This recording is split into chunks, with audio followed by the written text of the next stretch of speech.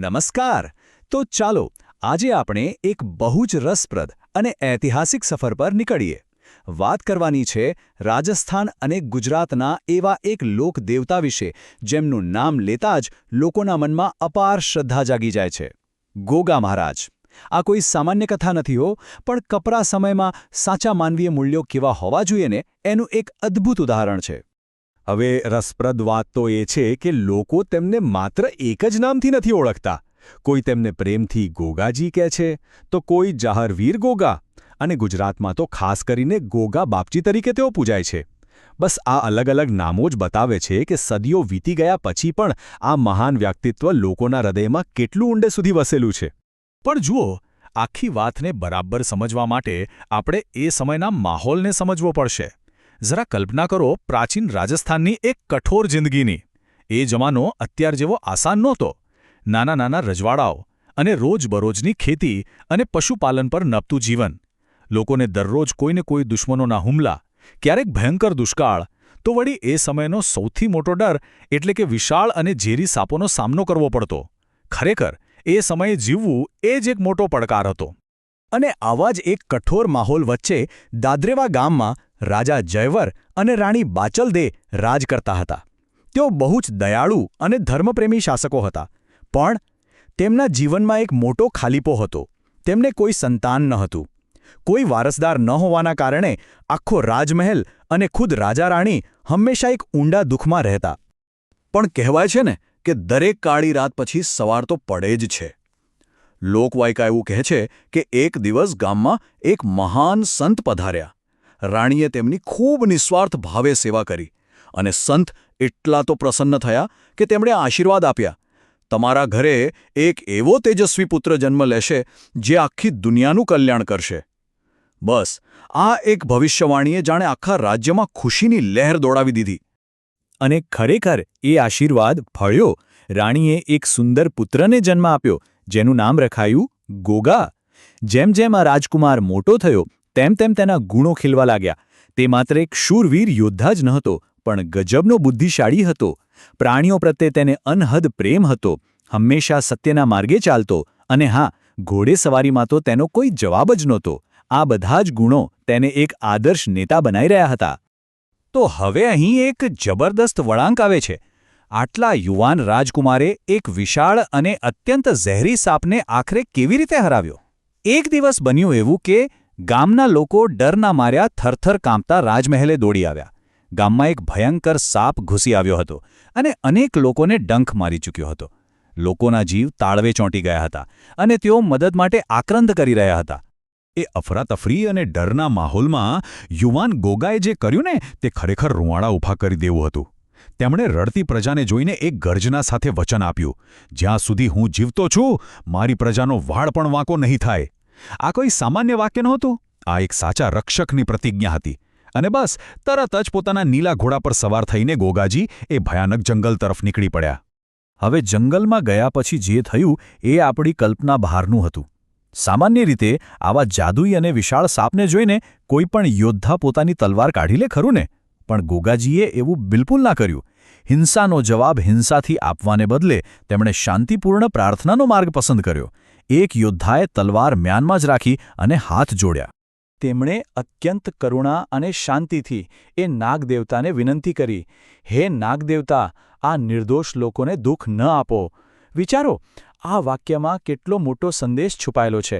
તેમાં ક્રોધનું નામ નિશાન નહોતું, પણ દરેક જીવ પ્રત્યેની અદ્ભુત દયા હતી. તેઓ માત્ર માણસોને જ નહીં, પણ પ્રકૃતિ અને પ્રાણીઓને પણ કેટલું માન આપતા હતા તે આ એક જ ઘટના પરથી સમજાઈ જાય છે. અને તમને ખબર છે, આ શાંતિપૂર્ણ પ્રાર્થનાની અસર કોઈ ચમત્કારથી કમ નહોતી.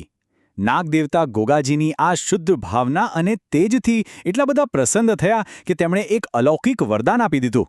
તેમણે કહ્યું કે આજ પછી જે કોઈ પણ વ્યક્તિ સાચા દિલથી ગોગાજીના નામે પ્રાર્થના કરશે તેને સાપના ઝેરની કોઈ અસર નહીં થાય. બસ આ જ એક ક્ષણ હતી જ્યારે એક યુવાન રાજકુમાર કાયમ માટે લોકોના તારણહાર અને નાગદેવતાના અવતાર બની ગયા.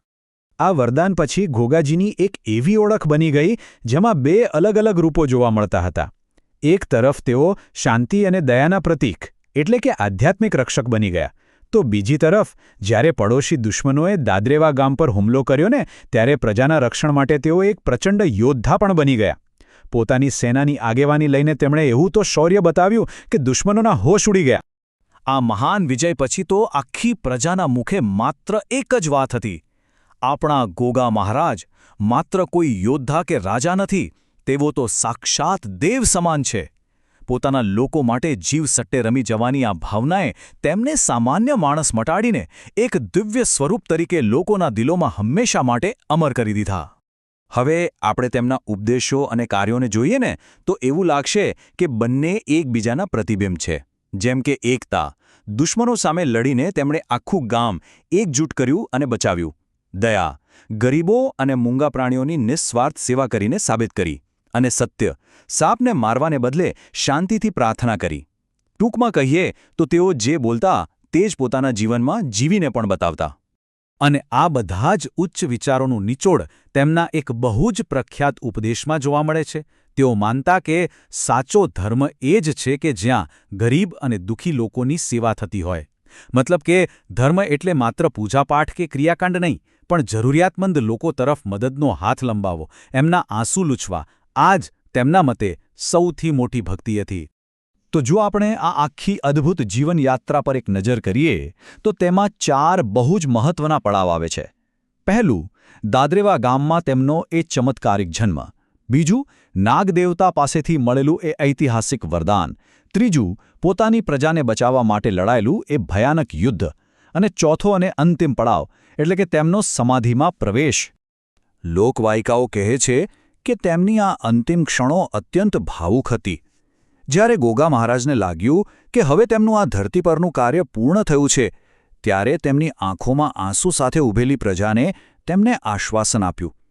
તેમણે કહ્યું, હું માત્ર આ શરીરથી જ તમારાથી દૂર જઈશ, પણ સૂક્ષ્મ રૂપે હંમેશા મારા ભક્તોની રક્ષા કરતો રહીશ. આટલું કહીને તેઓ કાયમ માટે એક ઊંડી, શાંત સમાધિમાં લીન થઈ ગયા. હવે આ તો થઈ સદીઓ જૂની વાત, બરાબર, પણ આજે શું? આજના સમયમાં પણ જો તમે જુઓ તો ગુજરાત અને રાજસ્થાનના ગામે ગામ તેમના મંદિરો જોવા મળશે. આ સાંસ્કૃતિક વારસો આજે પણ એટલો જ મજબૂત છે. સમય બદલાયો, પેઢીઓ બદલાઈ, પણ ગોગા મહારાજ પ્રત્યેની શ્રદ્ધા તો સમય અને ભૂગોળની બધી જ સીમાઓ પાર કરી ગઈ છે. અને આ શ્રદ્ધાનું સૌથી મોટું ઉદાહરણ છે દર વર્ષે ઉજવાતો ગોગા નવમીનો તહેવાર. આ દિવસે લાખો ભક્તોની ભીડ મંદિરોમાં ઉમટી પડે છે. લોકો હર્ષોલ્લાસ સાથે ધ્વજા ચડાવે છે, પરંપરાગત ભજનોના તાલે ગરબે ઘૂમે છે અને મન ભરીને આશીર્વાદ માંગે છે. આ બધી પરંપરાઓ જ તો છે જે આજના ડિજિટલ યુગમાં પણ એ ઐતિહાસિક લોકકથાને લોકોના હૃદયમાં ધબકતી રાખે છે. તો હવે અંતમાં આપણે એક સવાલ સાથે આજની આ વાત પૂરી કરીએ. વિચારો કે સેવા, સત્ય અને કરુણાના આ સદીઓ જૂના મૂલ્યો શું આજના આ દોડધામવાળા અને આધુનિક વિશ્વમાં પણ આપણું સાચું રક્ષણ નથી કરતા? ગોગા મહારાજની આ કથા આપણને એક જ વાત સમજાવે છે કે દુનિયા ગમે તેટલી આગળ કેમ ન વધી જાય, પણ સાચી તાકાત તો દયા અને નિસ્વાર્થ સેવામાં જ રહેલી છે. અને આ જ એ મૂલ્યો છે જે આજે પણ આપણા સમાજને જોડી રાખે છે. ખરું ને? ચાલો તો આ સુંદર વિચાર સાથે આપણે આજની આ સફર અહીં જ પૂરી કરીએ. આ માહિતીસભર સફરમાં જોડાવા બદલ આપ સૌનો ખૂબ ખૂબ આભાર.